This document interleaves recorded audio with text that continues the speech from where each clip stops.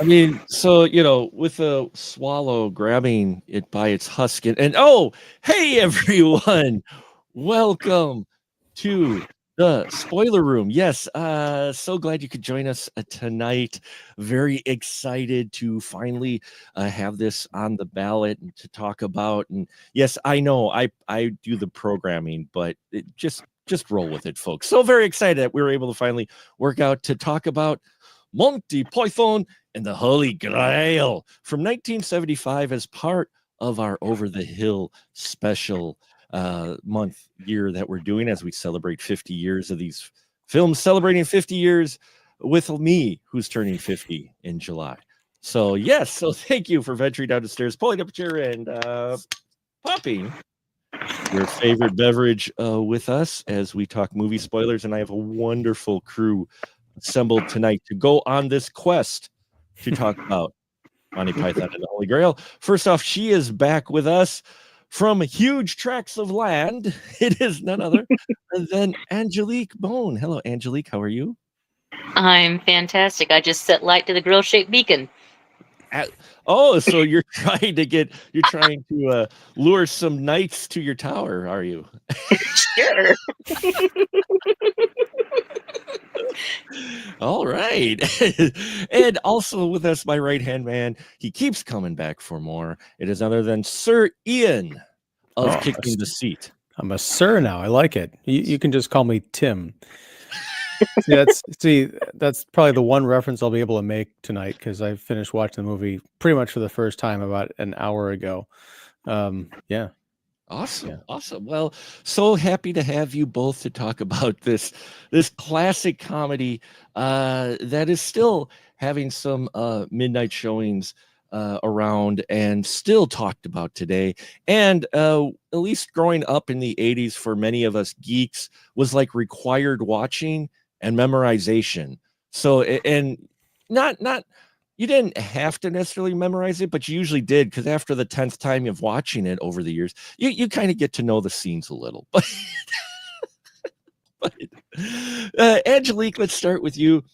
Do you remember when you first saw this movie? Yes, I was a sophomore in high school. So I kind of started late. My mom was kind of relaxing with types of humor, and I had started getting into British comedy and things like that. And I mean, I fell in love to the point uh, where I didn't grasp algebra. While in algebra class, I would be writing down lines from the movie in my notebooks. You were trying to figure out the speed velocity of an unladen swallow, is what you were doing. Yes, yes, that's exactly right. Wow. And, Ian, you said you finished it an hour ago. You said though you tried to watch it the first time and you had a bad experience with it. What was that experience? It was a midnight movie. I was talking to my wife, who was at that screening with me 21 years ago or 20 years ago, probably. Oh. It was at one of our favorite theaters, the Music Box here in Chicago. And we went with a friend of ours who had never seen Holy Grail. I think we had seen bits of it, but never in one sitting. So I'm like, we'll just go. It'll be great. It was terrible. And I do not recommend that for any first-time Monty Python and Holy Grail viewers because the entire hour and a half, it was people screaming and yelling out the lines from the movie. So it's like, yeah, it'd be great to experience the movie, but I've just got, it's just a flesh wound. Ah, ha, ha, ha. You can't even hear what they're saying on the screen. Yeah. So yeah, it was pretty awful. So we watched it. We started on Saturday and then we finished this evening because schedules. And yeah, I mean, I think my problem with Monty Python and the Holy Grail is nothing wrong with the movie. It's just, it's a half a century old and it's highly influential in pop culture down to, I mean, you could probably link most modern absurdist humor back to this movie or at least to Monty Python. I mean, one of our favorite cartoons that we recently discovered, Phineas and Ferb, which Oh, our yeah. youngest is watching obsessively. I'm like, that would not exist without probably the movie we're talking about tonight. And so the problem is when I'm watching it, I'm like, it's clever. There are some parts that, we laughed out loud, but mostly it's like, yeah, I can see where, all this other stuff came from. But once you've seen like that 1,000 times, even though it's the original joke, you appreciate it more than you laugh. So I'm in kind of a weird spot with this movie. And you know what? I totally get it. I'm sure Angelique get it too, because especially with the internet, and as you said, other absurdist films, the ones that do it right. This film's been around for 50 years, and it is probably one of the most influential comedies of its time. And back growing up in the 80s, if you discovered it and were a fan of it, yeah, you watched it over again, but you didn't have the internet inundating you with memes from it. You didn't have a huge amount of movies yet trying to replicate it, because fans of those films were still our kiddie age and weren't making movies yet. But then when they get older to make the movies, you can see the humor. My dad was always a big Monty Python fan. We used to watch it on PBS. They used to do flying Monty Python and the Flying Circuses on PBS. It was like Sunday. Sunday was our PBS British view, because you'd have Monty Python and the Flying Circus, and you'd have Doctor Who. And Doctor Who would play the blocks of the episodes that they played during the week. So you'd watch a 2.5-hour block of Doctor Who, because they play like the whole that whole story that they would do in certain episode blocks. They'd play that all at one time. And then you'd have Monty Python. And so I discovered that and saw Monty Python, of course, when I was way too young. Loved it, because I was used to the Python humor then, and then just would watch it all the time, where you could recite it. My fondest memory with it, well, a couple of fond memories with it. One was we went to a midnight showing in Milwaukee down at the Avalon. My buddies and they were showing it on. It was a 35 millimeter showing of Monty Python at the Avalon when it was around. A big, huge screen. Because if you ever been to the Avalon Theater, one of those classic seats, like 500 people, all not stadium seat either, just like a big, huge hall with a huge screen. Fortunately for us, there was only maybe a dozen people total in the theater for that showing, surprisingly. Really? In Milwaukee? Yeah, it surprised us too, but we got to watch it on 35 millimeter. It was amazing. And my other fondest memory is we drove my mother nuts, because my good friend, brother from another mother, Jim, and we had just gotten our driver's license. And so mom wanted to take a trip for during Christmas break down to Florida.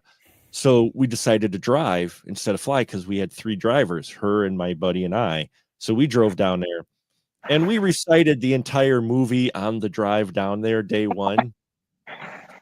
And mom didn't kick us out, but I could hear the sighs as you almost accurately, word for word at that time, were able to recite this film. So yes, Monty Python and Holy Grail, very influential film.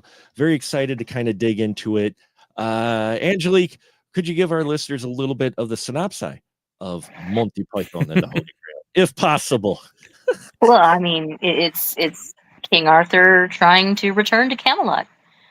And then during his journey and pilgrimage, he is given a quest from God to find the Holy Grail. And doesn't go well. Yeah. It does not go well. No. Sorry, thinking about the movie, it's just one of those influential movies. I apologize. I have to apologize to Ian for this, especially because. But yes, that's the basic story. The way this film opens is just the credits. They don't even let you pass the credits without a joke about the subtitles. The moose. The moose. A moose once bit my sister. Those subtitles got me, because I don't know if it's the Blu-ray I was watching, but the subtitles themselves looked newer, if that makes any sense. So I thought that we're actually watching like German subtitles or something. So I ended up going to the menu and trying to turn them off. I'm like, oh no, it's a joke. It's part of That's it. great. Yeah. Yeah, then it became funny. I had the same kind of experience during the end credits. I'm like, they're just playing this song over it. Oh, that's right, because I played the credits at the beginning. It was one of those, it was one of those things where it was clever, but I very quickly got annoyed. And I'm like reaching for that fast forward button just to see if there's anything at the end. No, but at the same time, that's why they put it in there. Their humor isn't always exactly to make you laugh. Sometimes it's to get another reaction out of you, and that's part of the thing. Is you're like, is it actually over or not? And that's them laughing at the folks, and I respect that. But I love the credits, and talking about the people who are in charge of sacking the guys in front have been sacked, and then those have been sacked, and we've caught a completely different direction, and then it's llamas in the credits. And what's really nice is the remastered version, because we watched it on old VHS tapes and shit for years, so stuff wasn't exactly clear. Now you could like read all the text and everything, and it is funny, some of the credits they have in there. But so if you don't get it, then the next joke is wonderful, with King Arthur coming over the hill on his horse. His mighty steed. His mighty steed, Patsy. Yeah. Oh God, I used to go down the hallway at school like that. It's probably why I didn't have very many friends in high school. Did you have coconuts? No. That might be why. That could be why. You need someone behind you with the coconuts. So the coconuts. They actually, when Spamalot came out, whenever that was a long time ago, they actually had novelty coconuts like in a plastic bag with the Spamalot logo on them. Yeah, I got those. They did a at Borders Books and Music, which used to be a thing that I missed so much because they had the greatest events. They had a Spamalot CD release party, and Eric Idle and a couple other folks were there, and I went mostly because I was a fan of his as the voice of Wreck-Gar from Transformers the movie. But nice. I settled for getting my Spamalot CD signed. And one of the most fun things that's ever happened, he led the entire crowd in a spontaneous, it wasn't from Spamalot or Holy Grail, but always look on the bright side of life. Oh, it was a big sing-along. It was always a big fun party. That's one of the great songs that come out of Life of Brian. That's the one that people don't talk about, but that's an interesting film as well. That one's actually, I always watch it on Easter. That's appropriate. It's appropriate. Wait till Biggest Dickus hears of this. So Ian, our first skit, basically, because it is kind of done like a sketch comedy. It's like you've got sequences, scenes, which makes sense with them writing sketch comedy. You have sequences that are tied together and such. But what'd you think with this opening sequence of the discussion about where the coconuts came from? You're gonna have that's the thing, is like it all kind of runs together. I mean, Sure. there are scenes. So if you're asking me, like, it's almost like trying to describe Airplane in sequence. I know all true. of it, but it's like, where was he was under over and he was underdone in comparison to Scraps is a boy dog. Yeah, I couldn't tell you. Well, I one of the sheer things that I really like that a lot of not a lot of comedies did, especially back in 75, is acknowledge the audience, because we have Arthur, as I mentioned, and he has this guy coming behind him with the coconuts, making a really impressive horse sound, and they're fake galloping like they're on horses, and to have the guy at the tall wall call Arthur out of not having a horse but having a guy behind him with coconuts. I think that was a nice little move to have you go, yeah, we know you're in. It's like, we know what we're doing. We're acknowledging it. And people in this world, some of them are like, where'd you get the coconuts? Right? We found them. In Mercia, coconuts on temperate zone. And then Arthur keeps trying to justify it. He talks about swallows migrating in the winter. He's like, are you suggesting coconuts migrate? He's like, well, no, but a swallow. Does a swallow not fly south in the winter? Suggesting that a swallow carried a coconut? Well, it could grab it by its husk. It's not a matter of grabbing it. It's all a matter of weight ratio. And then Arthur That's one thing about Monty Python's humor that I've always loved is they always, even in Flying Circus and in a lot of the movies, this one especially, is their play with logic. Yeah. Like they actually point out that what is happening is completely and totally illogical, but it's happening anyway. And it's just that's what really just, I love it. And I'm not necessarily cracking up and rolling on the floor, but I'm like, it makes my brain feel good. If that makes any sense, No, that's probably the best way to put it. Yeah. Mm-hmm. Yeah, well, because of the dialogue in here, you don't expect. I mean, later on we get the discussion that Arthur has with the peasant about class. Excuse me, old woman, man. I'm sorry, old man. And then who lives in that castle? Dennis. What? Dennis. You could have called me Dennis.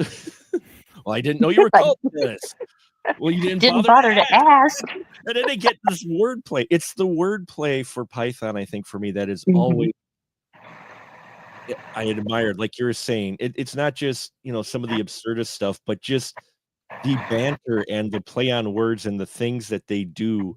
Like that whole scene with that peasant, they're having a rather elevated discussion about social dynamics and class. And he's a peasant, and his friends rolling around in the mud. Yep. Yeah, it's very difficult to decide what to write under my name today, and it was almost watery tart, I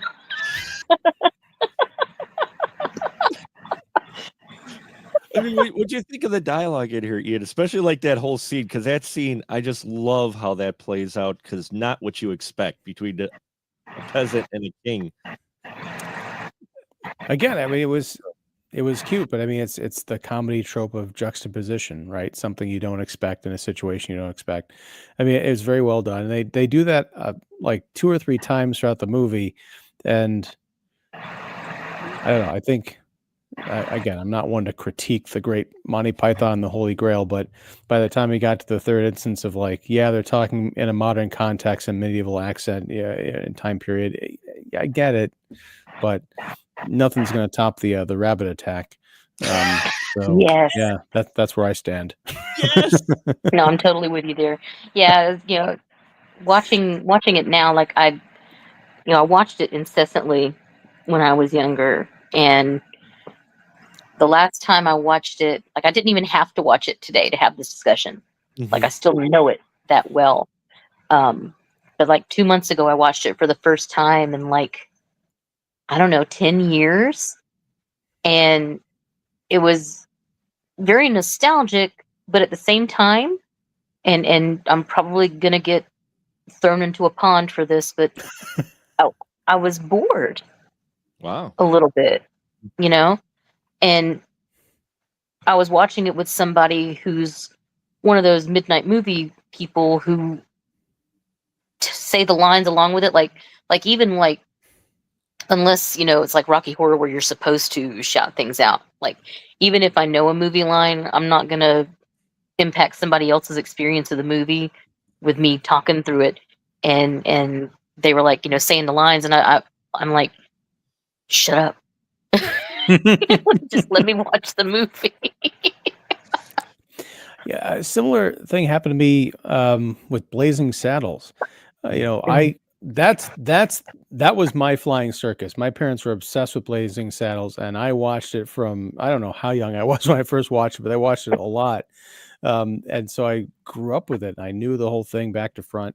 And then I didn't watch it for probably a decade and a half. And I went back. I'm like, I think it's because I knew all the jokes, and it was just so much in my blood that I didn't find it so much funny, but I appreciated the filmmaking of it and the performances. I grew to like really appreciate other aspects of it that I didn't get the first 500 times because I was too busy laughing at the jokes.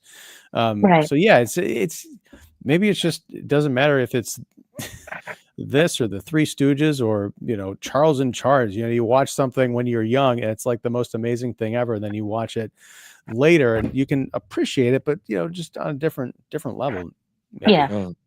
And I appreciate it on both levels. For me, I rewatching it today as I trivia recovered, and watching it again today, I was laughing and quoting, and I had to stop myself, but I realized, oh no, I'm the only one here. I can do this. Right. Yeah. Because I was literally, and the thing is, I haven't watched this film in a long time, and I fired it up, and I was quoting lines, and the version that they have on, I watched it on Plex, just Plex itself, because they offer their own programming. The version they have is was it Arrow's restoration release. Yeah. So it actually has the extra extended scenes in there for a couple of the scenes. So that I liked watching because I hadn't watched this version in a long time. So you get to these extended scenes, I'm like, oh wait, there's something new. Okay, cool. Because I haven't watched it in a while. But yeah, no, I love the opening scene with the swallow debate, because the swallow debate kind of sets you up with, okay, here's what you're in for. And then it just rolls from there as far as the dialogue on that. You get the bring out your dead. Well, he's not quite dead. I feel happy. Thank you. Right, there you go. We can see you Thursday. Which then just, I think the Frenchmen are my favorite. oh, the Frenchman. You're French. What are you doing in Britain? Mind your own business. You silly English knigget. When he first said that, I'm like, wait, what did he say? And and that's one of those things where you think about a knigget and you're like, oh, Knight. Knigget.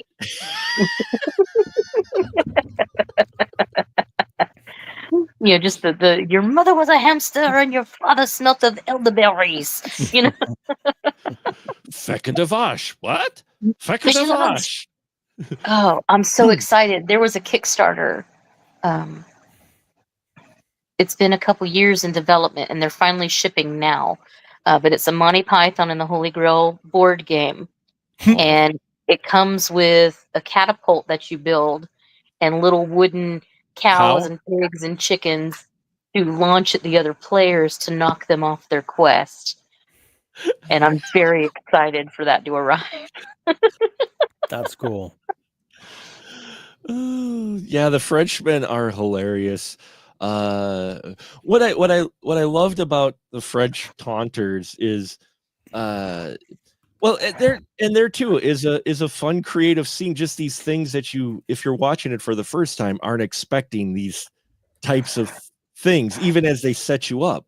We get to the Black Knight, who is the goriest part of this film, and that's where I feel unfortunate for you, Ian, because the internet, I could see nowadays how the internet truly could have not necessarily ruined, but lessened your experience with this movie due to the fact that it's been quoted and memed and for ages.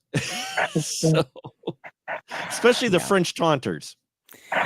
Yeah, I mean, I fart in your general direction. I can't tell you how many times I've heard that. That's usually when people quote that, they're quoting that one line out of the dozens he says. Yeah. One of the things that I appreciate later on. I initially appreciated just the film when I was younger and watched it for a lot of things. But what I appreciated, and especially watching now and what I've watched it when I was older, is that there's a great structure to this whole movie with the humor. And where I think we got a little noise coming from you, Angelique. I'm not sure. Oh, it's my loud neighbor's bass. If you're hearing thumping, Oh, there's a yeah, car going by. no worries. I was like, Yeah. okay. But no, the structure of the comedy is some of my favorite comedy because it's bookend comedy. You don't have a gimmick that happens just once with a lot of newer comedies and stuff. You get this one gimmick or whatever.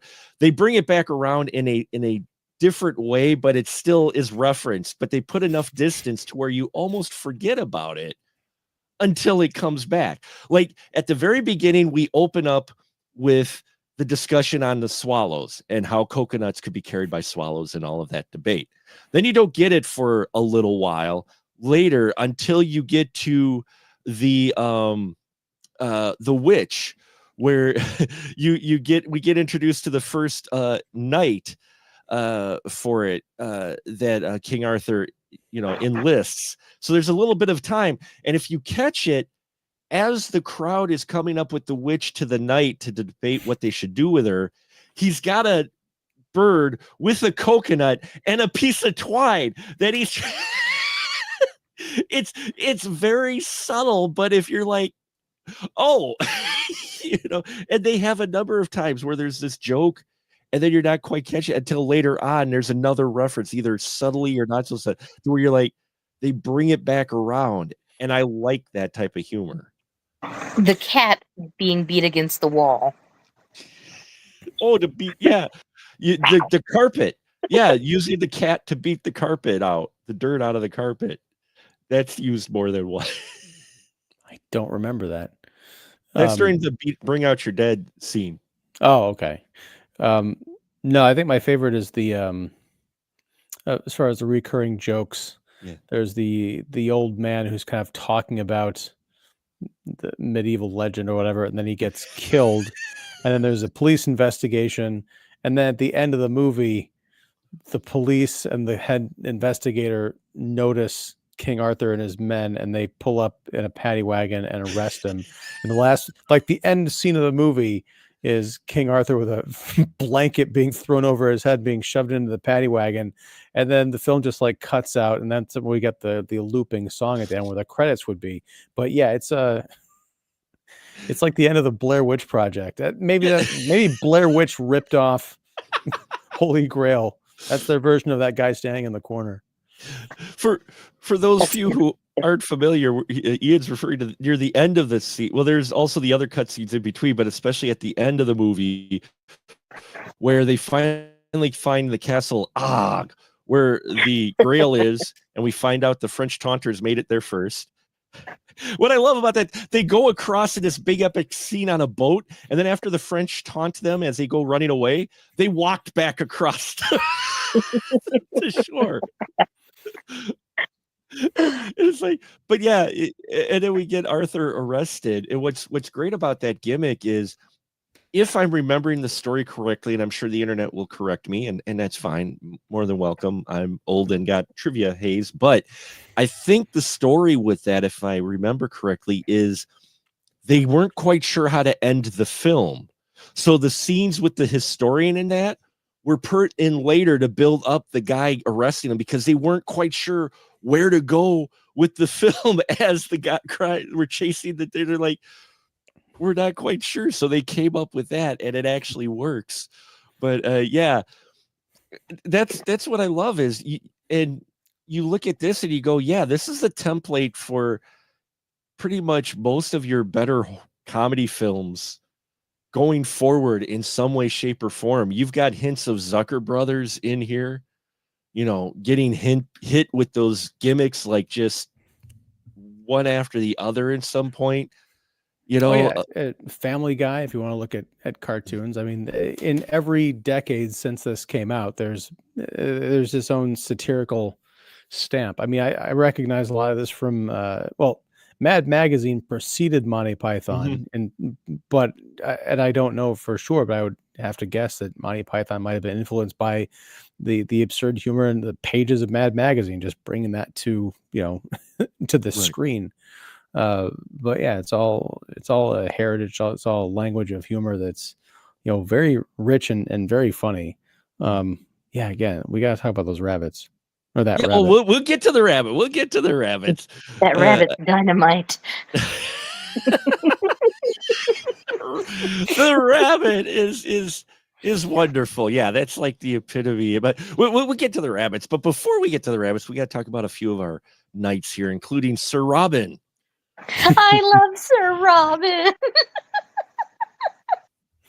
Followed by his favorite minstrels. Yes. And that's Neil Innes, is the minstrel there, and he wrote a lot of the music for Monty Python's albums that they did. And he wrote "Always Look on the Bright Side of Light," I believe. So, really talented dude. Nice. And an excellent minstrel.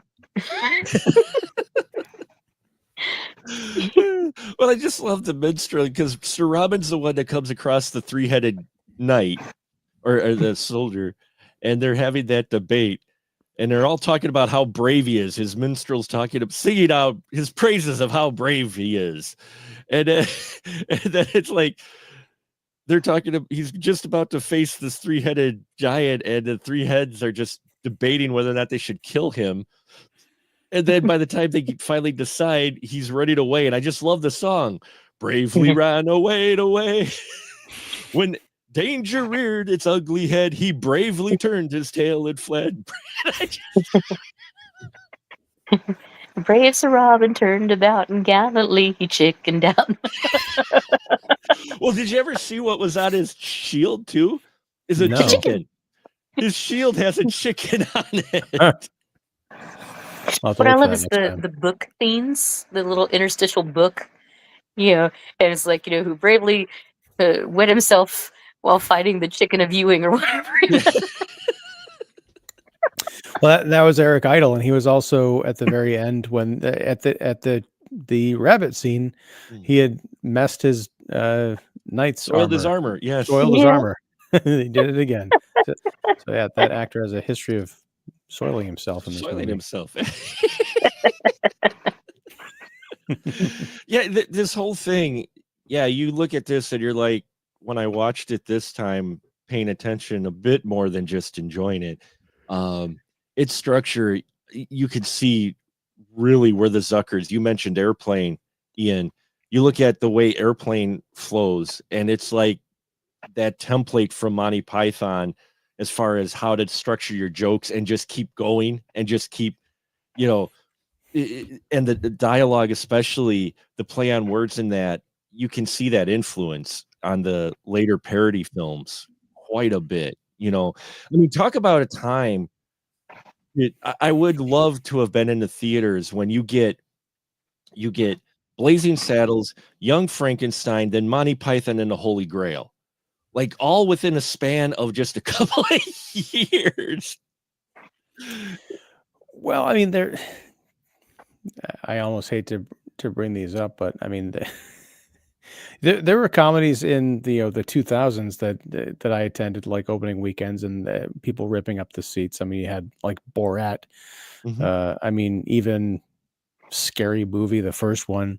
Yeah. Harold and Kumar Go to White Castle. That was another there. Yeah, there's, but that was, I guess, more the era of raunch and not necessarily absurdity. But things got kind of weird in those movies, and I think people responded to it. Yeah.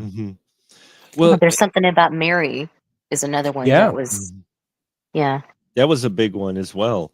And again, I think what separates like comedies like that and especially the stuff like Monty Python and the early Zucker brothers, maybe not so much the later ones when they were doing more and more scary movies just for some cha-ching. But you look at the Monty Python one again, and we've brought this up before, they're making a movie and putting their jokes into it, but you could tell they actually have a story here. Even in Monty Python, there's still a story, an A to B to C of sorts, whereas some comedies are just, especially the more ridiculous ones, they just seem to be stuff tossed in a pot, and we're, just loosely connect them. And here, it feels like you're watching a movie, but at the same time, you're watching the parody angle of it, to where if you took it just to a little bit to the, if you change just some of the approach to the dialogue, this could be a serious King Arthur movie, but instead it's this absurdist movie. Well, it's much better than Camelot. Yeah, it is. It's much better than Camelot. And literally half as long. Yeah. But I mean, we mentioned the subtlety. There's other details, like when the French taunters finally throw their cow at them, and King Arthur and his team decide to attack the Frenchmen, and they're launching stuff over.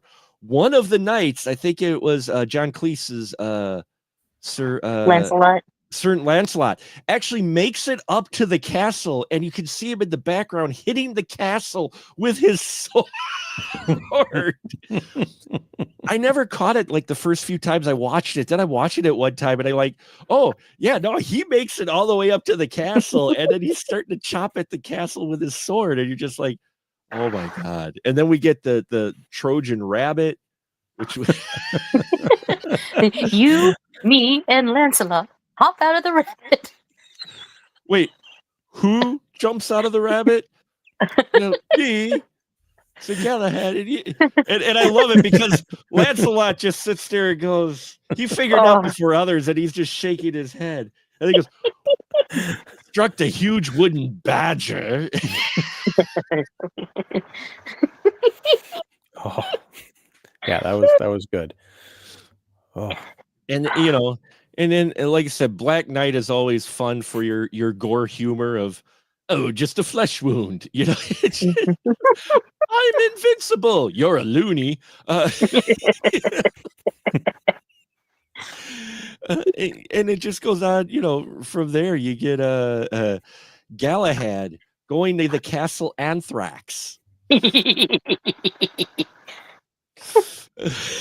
to meet the ladies who take care of Castle Anthrax.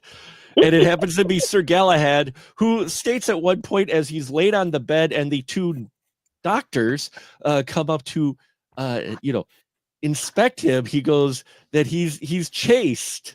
He's so the one who is chaste is in the tower full of rather randy ladies. Her sister Dingo.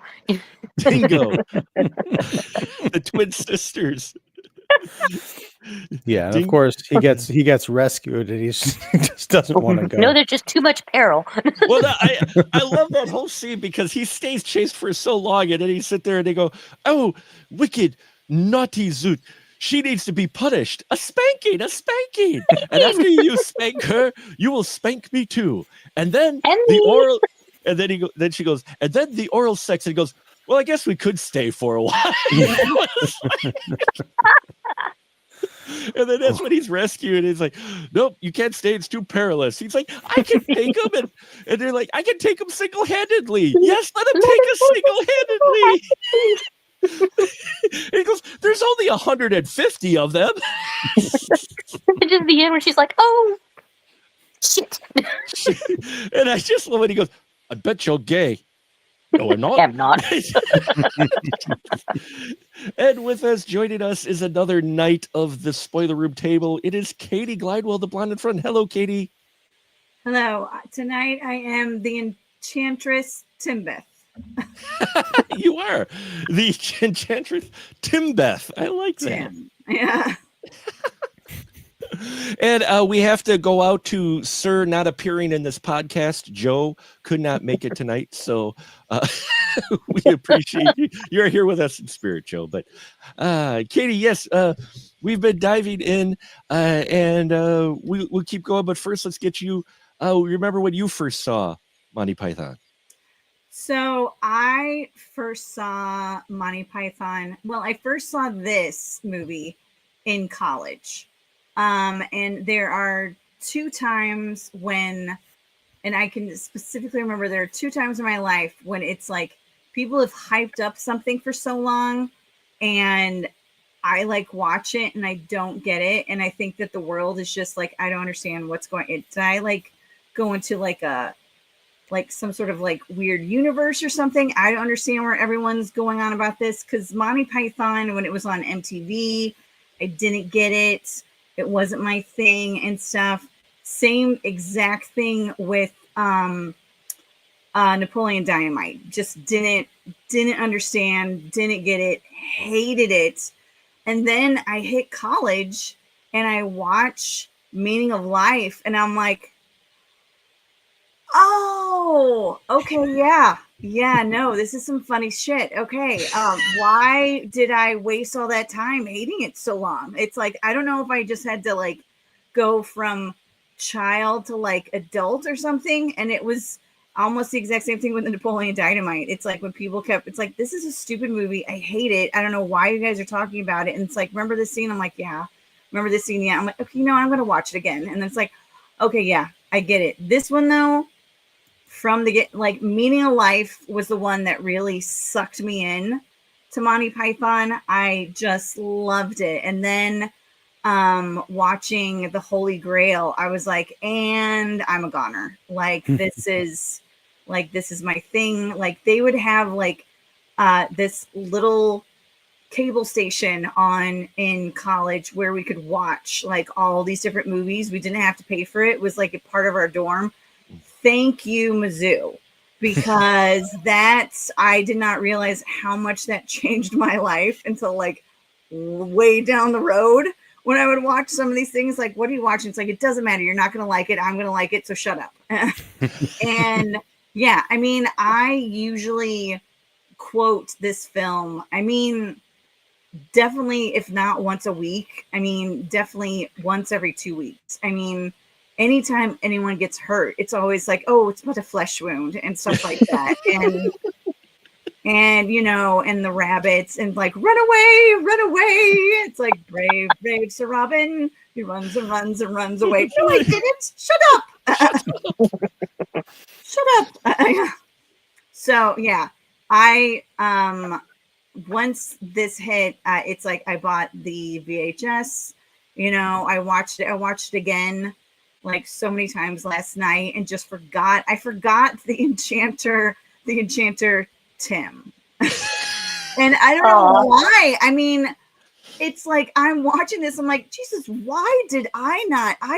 That's brilliant. Like, why did I completely I seriously do not remember that at all until watching it like recently, like in last night. I'm like, God, that's really freaking funny. I mean, I knew he was because he introduced us to the bunny and stuff like that, and the whole thing with the swallow, African swallow or Northern European swallow. It's like, what? I don't know. Yeah.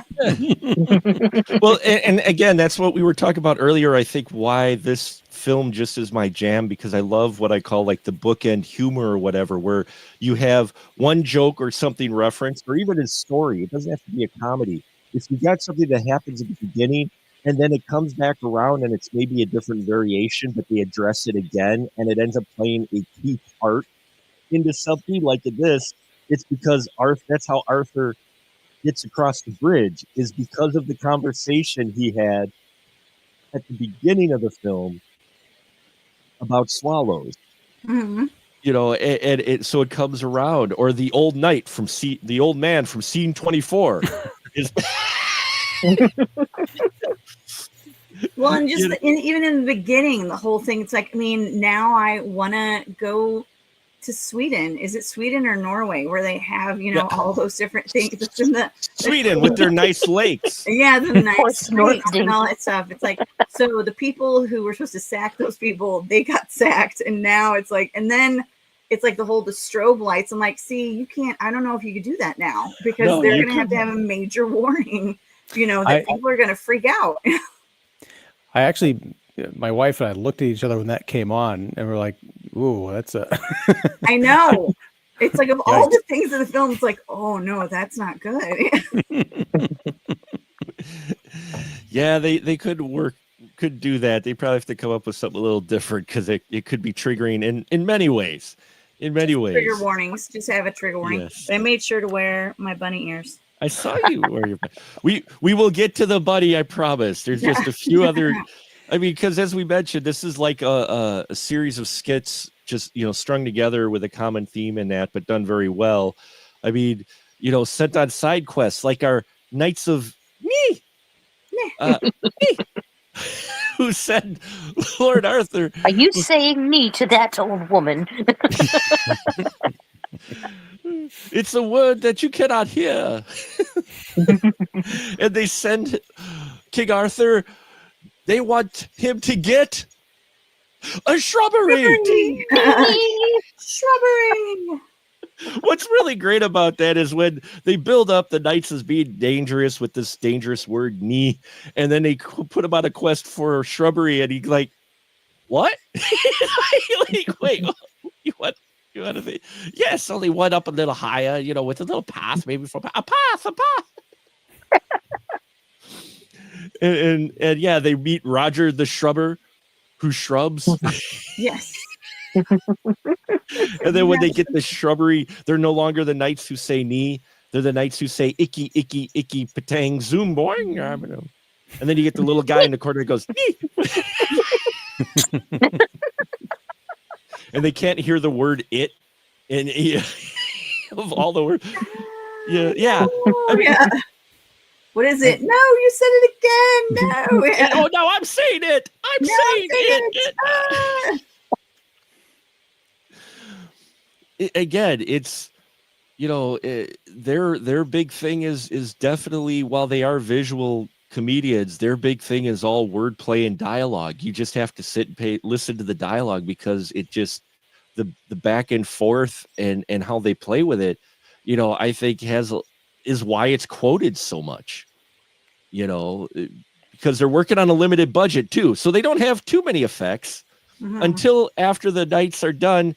Yes, they go on a journey for finding the Enchanter. Tim. But just before that, we have the Swamp Lord. Oh, yes. Who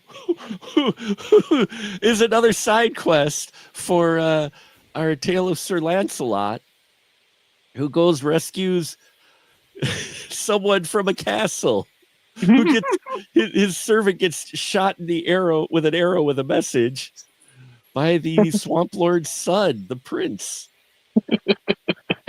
Angelique, what do you think of the Swamp Lord? This one always cracks me up. I mean, the whole movie does, but I love it. But father, shut up, you. I'd rather just sing and shut up. No singing. No singing whatsoever. And then try the stupid guards. And he's like, stay here. Don't let anyone come in until I get back. All right, don't let anyone in the room, especially you. No. Just all that. Okay. And stay here and make sure he doesn't leave. He doesn't leave. What, the prince? But what if we left the room with him? No, just stay here. And make sure he doesn't leave. Who? The prince? Well, of course the prince. Oh, I thought you meant him. I thought it would be daft for a guard to guard another guard, but... And then, it's so funny. And then Lancelot, just runs in and just is slaughtering everybody who's just getting ready for a wedding. Stab. What's great about that? It's a wedding, so it's like nobody's putting up any fight whatsoever. Yet Lancelot is acting like this is a major battle, because you've got the big triumphant music, and after it takes him 3 or 4 times before he actually runs up to the guards, who see him coming a mile away, and he's like, ha, ha, and everybody's just like, hey. And then when he gets up there, he's like, where's the princess? Oh, it was me. And then he just falls out the window. It is a missed opportunity. HBO, towards the end of Game of Thrones season 3, should have just cut this segment in and called it the Red Wedding episode. Oh, that would have been brilliant. Yeah. I would have loved it. That would have That been would have so been great for April Fool's Day if they did a rerun. That would yes. be amazing. Well, what's Yeah, great about that is Lancelot's up there, and then he's looking around, he's surprised because he's expecting the princess, and it's the prince, yeah. and then the king goes, "What are you doing? You killed 8 wedding guests." "Well, I am sorry, but you see, I thought your son was a princess, was a girl." "Oh, I can see that." I can Yeah. see that.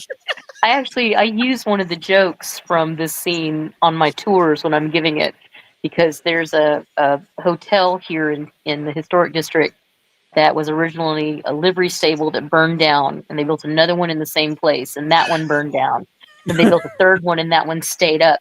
And so on my tour, I'd be coming by, and I would just be like, that third one stayed up, and that's what it is today.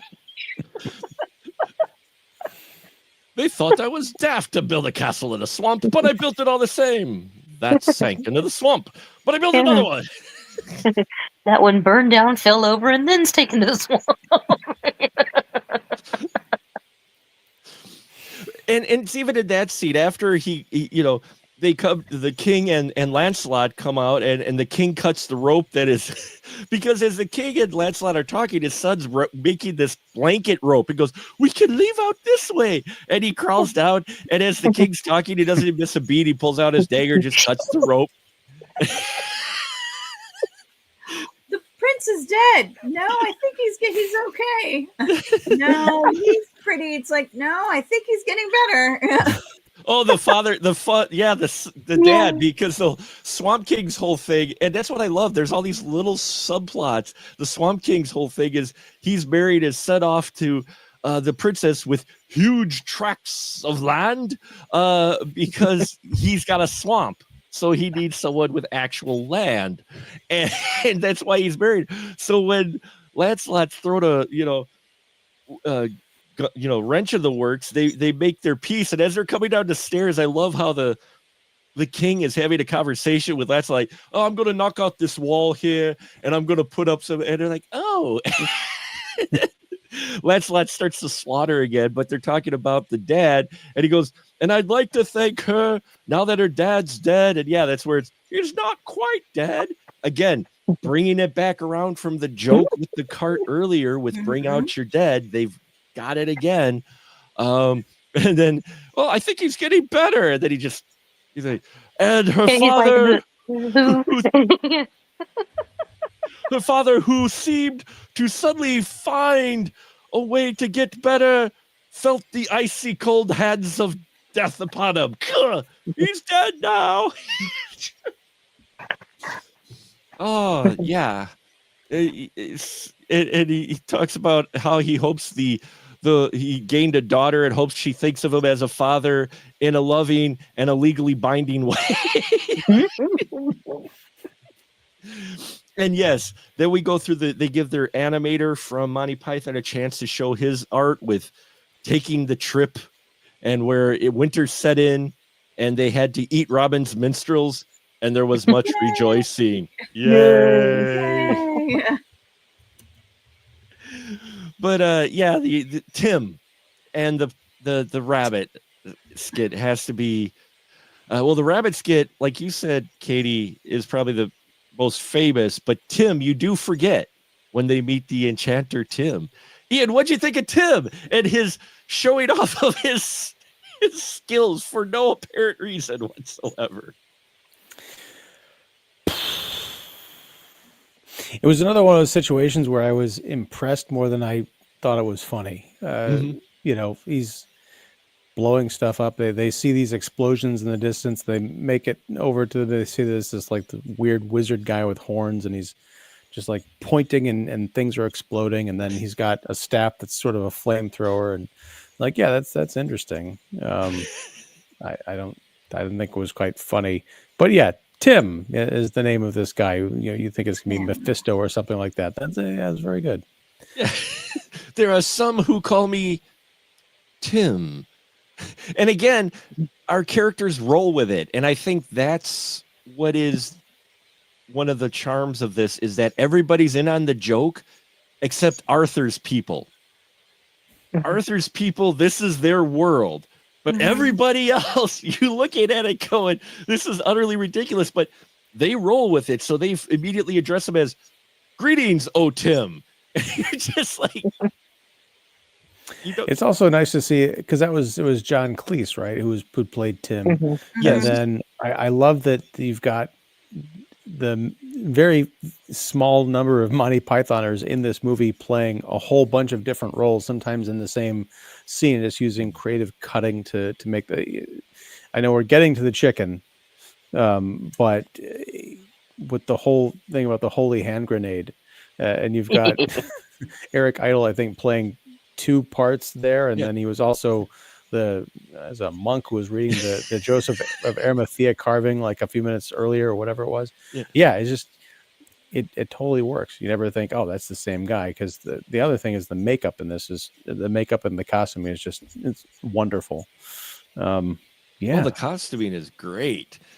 You labeled yourself the Enchantress Tim, Beth. Katie, how about our man Tim, who likes to show off his powers for no particular reason? Oh yeah, all the sparks and all the whistles and all that stuff. And I feel like before he said his name, I think they like clapped or something like that. Yeah, because he's just, as they approach, he just turns around and he just points at the ground to shoot off fire for some reason. It's like he's some Vegas magician. It's like, and there you go. Tip your waitresses. Thank you very much. My name is Tim. Yeah. And again, I can't believe I didn't remember that his name was Tim. It's just like, that's really friggin' funny.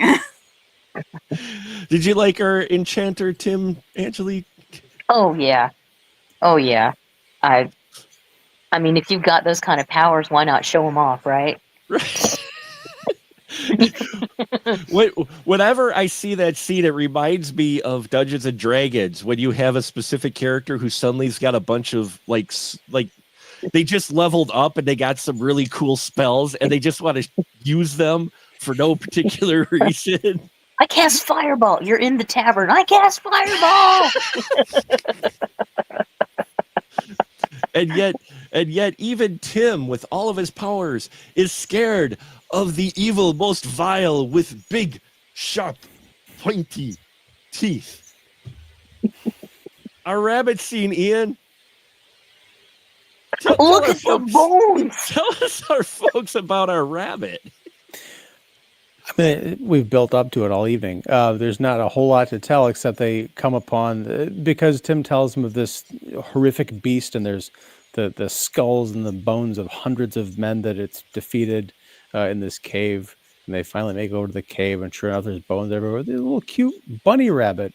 And the one guy's like, I'll go take care of the bunny rabbit. And this thing lunges forth and bites his neck and then completely chops off his head. And then all of the Pythoners, King Arthur and his men, they charge and they get into this bunny rabbit is like shooting between them like bullets. And it's just latching on and mangling. I think it took out like 5 of his guys. And of course, they all decide to run away. Run away! Run away! Yeah, but it was... Of course, you cut back to the bunny rabbit. There's a scene where it's like jumping out of the cave and it's completely covered in blood, and it's a real bunny rabbit. Yeah. Just doing its thing. Not snarling or anything. Just, cute little Cadbury bunny. Oh, and then Tim, I love how Tim mocks him. Oh, it's just a cute little bunny rabbit. Oh, now he's got his head cut off. Tim's just loving how these brave guys aren't so brave. And yes, and then they bring out the holy hand grenade of Antioch, which was so influential when the video game Worms came out. I don't know if anyone here played the original game Worms. I loved it because it was a reference that only if you've seen Monty Python, you would know. One of the weapons you can unlock in Worms is the holy hand grenade. And it's literally, it's the ball with the little cross, and it's one of the most explosive weapons in the game. And I just thought I loved that reference. But yeah, our buddy and the holy hand grenade, Katie, you're wearing the bunny ears, so This is probably, I would say, out of all the scenes, the one that a lot of people, most people like remember. If nothing else, they remember the bunny scene. What do you feel about it?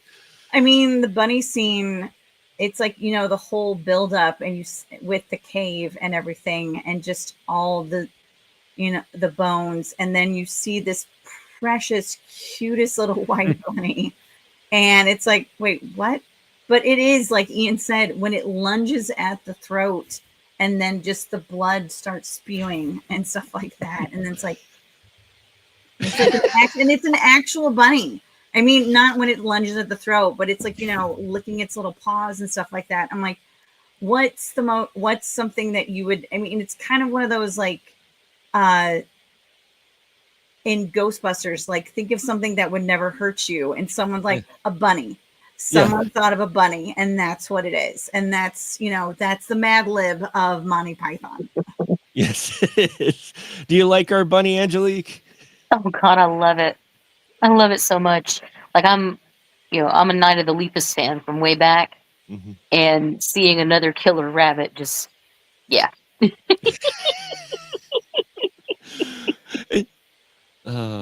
It just works because again, bucking that expectation, like you had said, you see all of those types of humor tropes and tools in this film, and then if you look at the humor and parody films, especially that came after this. It's like, oh yeah, there's that gimmick, there's that hook, there's that style. We saw it in Minecraft. Last week, the Jason Momoa going up to the zombie or the shrub or whatever it was, like, oh, you cute little guy, and then it just like roars at him. The same thing in Galaxy Quest with the little gremlin things.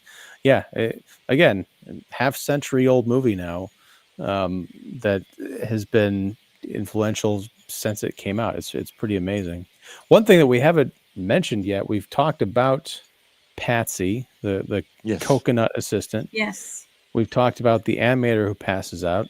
We've talked about these animated sequences. We haven't talked about that's all the same guy. It's all Terry Gilliam, who went on to become a crazy filmmaker with Time Bandits and Fear and Loathing in Las Vegas.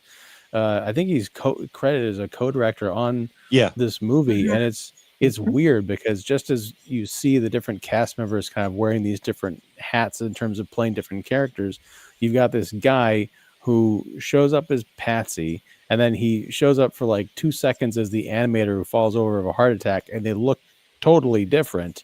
And then you look at these amazing illustrations and animations with the black beast chasing our cadre through the caves and everything. Like, oh, that's just one of the actors in the film. It's almost unfair how talented Terry Gilliam is. Yeah. He also plays the man from Scene 24, the bridge guy. Yeah. Awesome. And there it is, another expectation. We're just near the climax of the film of them getting to the castle where the Grail is, and they've got to talk to the bridge guy who, again, their world building is so great within their jokes, because back with the holy hand grenade, they're reading off, and he shall count to the number 3, 5, sir. 5, number 5, 3, sir. Number 3, and then they sit there and they ready to pull the pin, and he goes 1, 2, 5. There's a 3. Because instead they keep saying 5 and they need 3. So then, like right after that, while they're walking on the cliffs, they're like, "Oh, there's the old man from scene 24." They're like, "You're supposed to answer 5 questions," and then his buddy goes 3, and then he goes, "And whoever answers the 5 questions, 3, sir." It's like, the running gimmicks are great. And Angelique, we get to our first. Of course, Lancelot is the bravest. He goes right up and decides to answer the questions. How complicated are these questions for Lancelot? Well, they're very simple. What's your name? What's your quest? What's your favorite color? There you Great. go. Okay, thanks. That's easy. And Sir Robin's like, "Oh, that's easy." And then he goes up there and it's like, "What is your name?" Sir Robert of Lancelot, Camelot, what is your quest? I seek the Holy Grail. What is the capital of Assyria? He's like, oh, wait, I don't know. And gets lofted into the pit of death.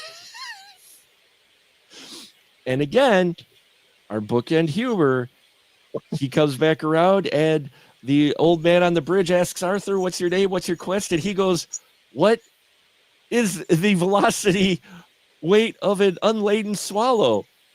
To which Arthur goes, African or European? And the old man doesn't know it. He gets launched.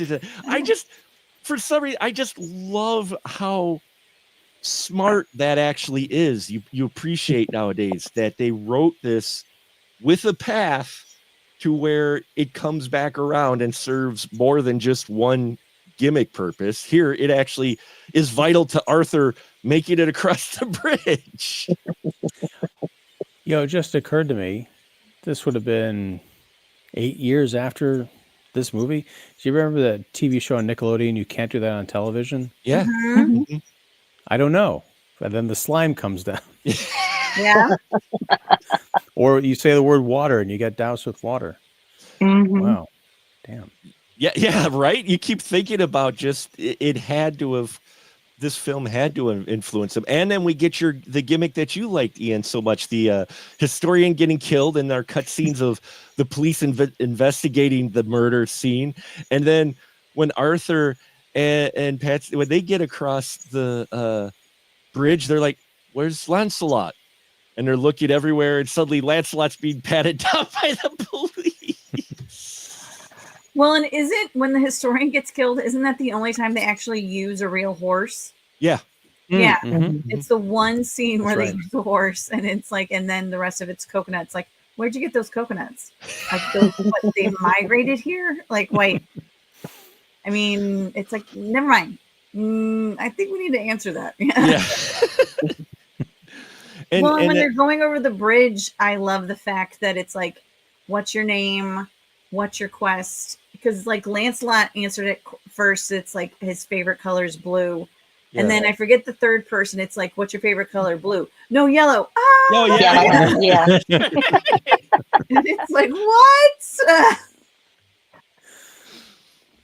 Oh, yeah. It's just, and that's what this film is. I'm glad you still appreciated it, Ian, even if you were like, yeah, I've seen this many times before.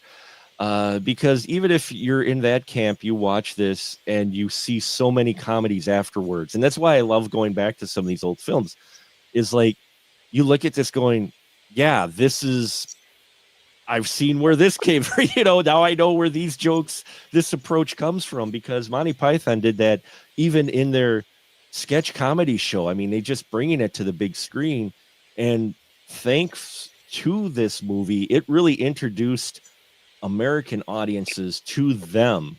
If you didn't watch them on PBS or knew, because this got released in the US, and it suddenly opened up a whole new audience who, not everybody's going to get British humor. It's dry humor, well, okay, the Black Knight humor isn't dry. It's quite wet. It's extraordinarily wet. I'll kick ya. Come at you. I cut your arms off. No, you didn't. I've had worse. You lie. What's a flesh wound? Chicken. Call it a draw. Call it a draw. But yeah, and again, it's just one of those films, and I'm so happy we get to talk about it tonight, and I appreciate everyone tuning in. Your final thoughts with Monty Python here before we get to some other things. Angelique, you first. Final thought with Monty Python. It's a classic. I'm glad that new audiences are discovering it. And it's like a comfortable blanket. It's one you can just kind of go back to every now and then, and you don't even really have to think about it. It's just right there in your head. It is absolutely. Katie, what about you? I mean, discussing it with you fine people, I realize it's one of those original influencer films, like just going over all the films that I realized that it's made an impact on and stuff like that. And I hope that more people watch it that haven't. I mean, yeah, it's 50 years old. That's crazy. I cannot believe that it's 50 years old. And I am glad that when I did get to see it, I actually watched it when I could appreciate it and not when I was younger and be like, oh, this is so stupid. Why am I watching it? So I do at least love that. Thank you, University of Missouri Columbia, for allowing me to watch this as a college student and, appreciate the humor and just laugh out loud at so many of the so many of the scenes that, again, and Spamalot. I mean, it made Spamalot, which I have not seen. I wish I did. Especially when it was in Chicago, but yeah, it's timeless. I mean, it's, hopefully it'll be in the Smithsonian. If there is even a Smithsonian anymore, I don't even know. But, well, that's a prime example. Like the producers, they took a film and they made it. They took this comedic film and they made a musical, which ended up dominating, when it was out for a while. I think Spamalot got a Tony, at least a couple. I think so. Yeah, at least was up for it. I think it got Best Musical, and definitely, so many of the cast got nominated. Just like the producers, it's like it's one of those to where and it shows you then what I was talking about earlier, the script, the dialogue, the backbone of what makes a movie good. If it's really good, it translated well into a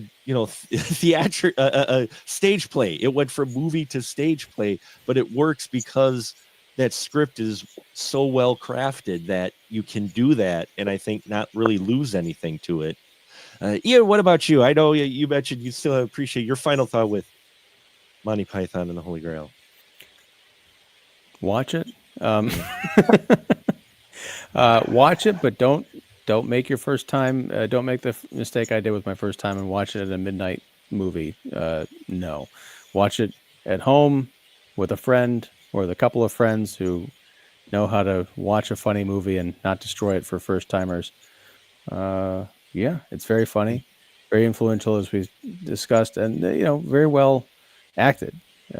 Yeah, everything about this movie is great. And even though it's a half century old, it's funny because I think the fact that so many of the humor techniques are still used today helps it feel not as dated. Mm-hmm. Like when they're cutting in, like that whole thing at the end where the cops bust in, and as I mentioned, they throw King Arthur the blanket over his head and shove in the paddy wagon. It still feels like it. Maybe it's because you've got the modern people interacting with the medieval folks. It doesn't even feel like something that's 50 years old. It feels like maybe it's 10 years old or something. Yeah. Or that's just how things look today in the quaint English countryside. It's not like watching something from Leave It to Beaver. It's like, no, this looks pretty good. So yeah, it's good stuff. It's one of those films that ages well because of the way it was made, mostly because of budget.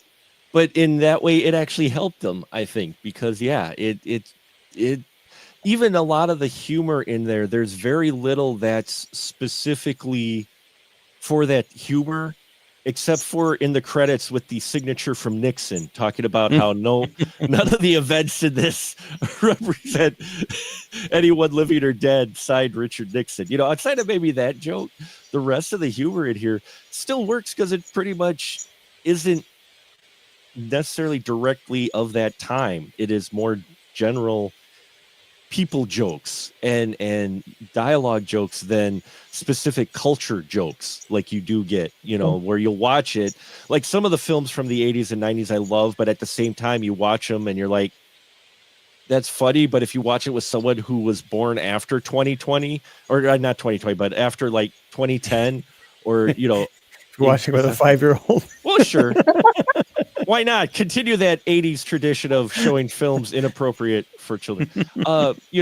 Showing it to someone who was born after 2000, they'll look at it and not get half the jokes because of the cultural references in them, of that time.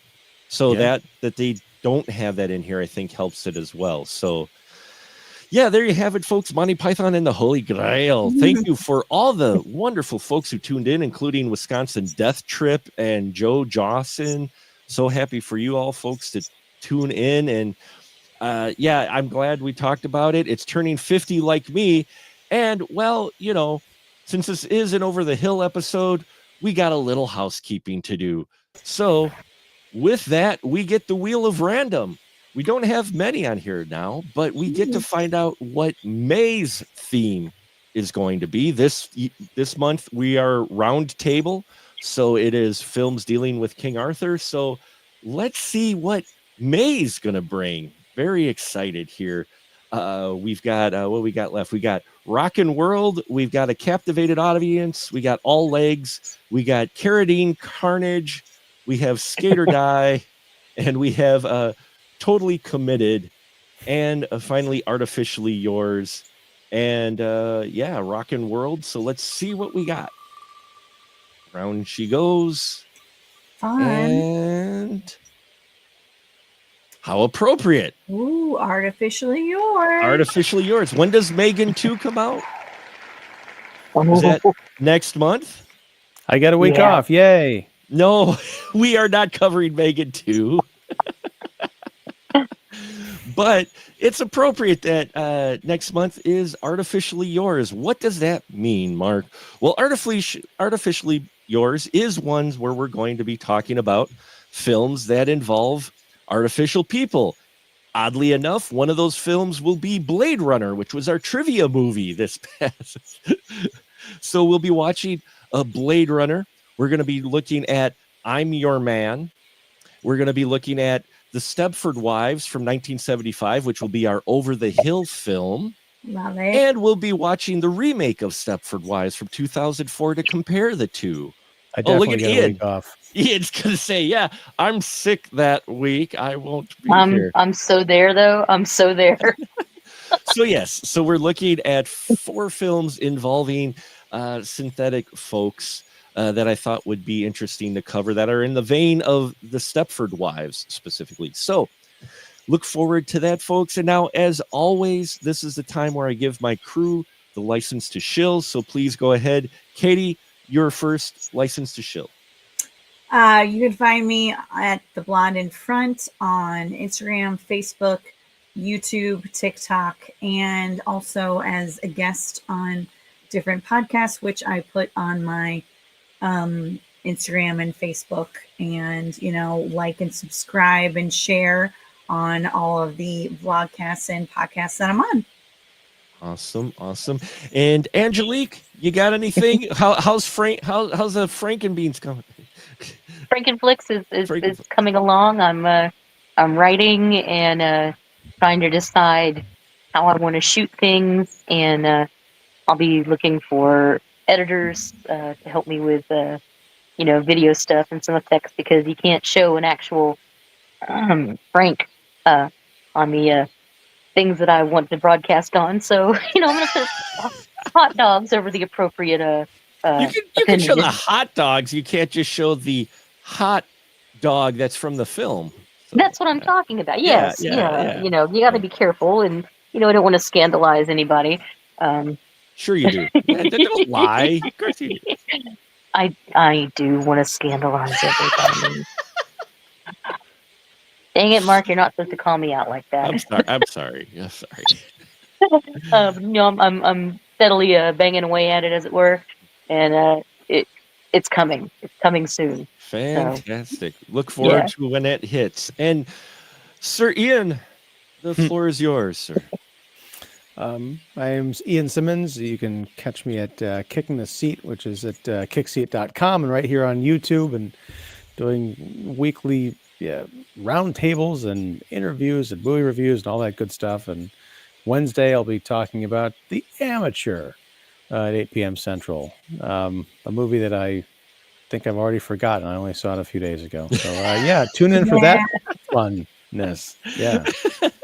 I was too busy partaking in the world's largest trivia contest, Trivia 55. Check it out, 90 FM, WWSP Stevens Point, so you can come up next year and join us in that organized chaos. But yes, Ian, kicking the seat, check that out. Check out all these lovely crew members' material and content. And then when you're bored, you can hop over to specialmarkproductions.com and check out everything on our website. Been a little light, but we'll be getting back into it. I do have an interview with Vivian Kerr coming up.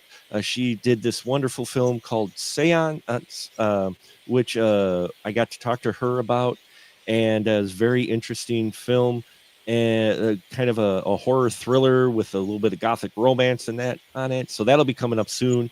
And you can check out everything on specialmarkproductions.com. And yeah, I think that'll do it. Next week, we're going to the 80s, and we're going to see how the 80s handle King Arthur. We had the 60s where we saw Camelot, which surprisingly, it's a film Ian and I both agree on as not being good. And now we've seen 1975's Monty Python. And so we'll be looking at, I believe it is 1981's Excalibur.